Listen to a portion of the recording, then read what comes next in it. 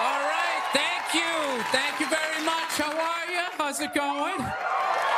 Yes. Nice to be here on such a fun week. I know. I don't want to hear it. I don't watch politics. So we're going to keep it light. All right? Here we go.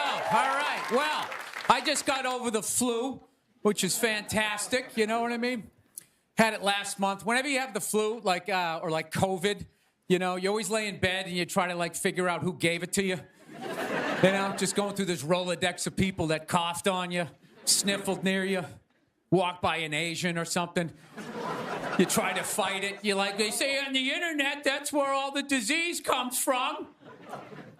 I know who gave it to me. I sat next to a shoeless cowboy on an airplane. Guy had no socks or shoes on the whole flight. The whole flight, I'm sitting there looking at his dirty Jesus feet. And all I'm thinking is the next pandemic is growing in the bottom of his feet. And all I'm going to be is the next, you know, patient number 2, whatever the next disease is, you know? So I'll tell you what kills me is I looked at the guy and all I'm thinking is, like, you know what? God made that guy. You know, and he keeps making that guy. Like one mouth-breathing moron after another. Yet we still go to church on Sunday, and what do? We praise him. When is the constructive criticism coming? Like, dude, when's the last time you made a Gandhi? Somebody empathetic, you know? So my problem is I didn't get the flu shot, you know? I'm old school. I kind of still do the vaccine thing, you know? I know some people like it, some people don't, you know? I don't know. It's a weird thing, though. If you get it, what do? You side with the evil pharmaceutical companies. You know, if you don't, then you're aligned with people who don't wear shoes on an airplane. All right, let's get to what you all want to talk about. All right, ladies, you're 0-2 against this guy. 0-2. All right, but you learn more from your losses than your wins. So, let's get into the game tape. All right, ladies, enough with the pantsuit. Okay, it's not working. Stop trying to have respect for yourselves. You don't win the office. Like on policy, you know? You gotta whore it up a little. I'm not saying go full Hooters, but find the happy medium between Applebee's and your dad didn't stick around. All right? You all know how to get a free drink. Okay? And I know, listen, I know a lot of ugly women, feminists, don't want to hear this message. But just tease them a little bit. Make a farmer feel like he's got a shot. Swing a state over a little bit. I'll be honest with you, I am so psyched that this stupid election is finally over. It took forever. Like, you know? Yeah. Everybody knew who they were voting for 4 years ago. And then they just drag you through a year and a half of this stuff. Like, who was sitting there watching the debate, like, still not decided? Two of the most polar opposite people ever. It's like, all right, let's see. What does the orange bigot have to say? How about the real estate agent that speaks through her nose? Oh, there's a point. This is so difficult. It's like they overlap. I just can't make up my mind. I'll be honest with you. I can't believe Trump didn't win this thing like 4 months ago. You know? I know that's weird for younger people to hear, but like when I was a kid, if you were running for president and you got shot and you didn't die, that was the end of the election. There was nothing you could say, right? Everybody would just be like, this guy's the man. He is the king.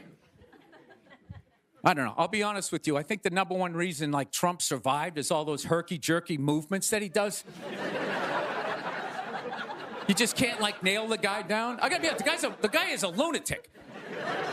He literally got shot and immediately jumped back up and started yelling in the direction the bullets were coming from, unarmed.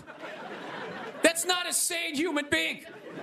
I would have been on the ground crying in the fetal position, like, all right, give me the truck. I don't want this job anymore. Just tell her she won. Tell her she won. But Trump's got all those weird, coming out. I think the guy couldn't get like a bead on him, you know? And like right as he pulled the trigger, like Trump was just like, and Sleepy Joe, and the bullet went by his head.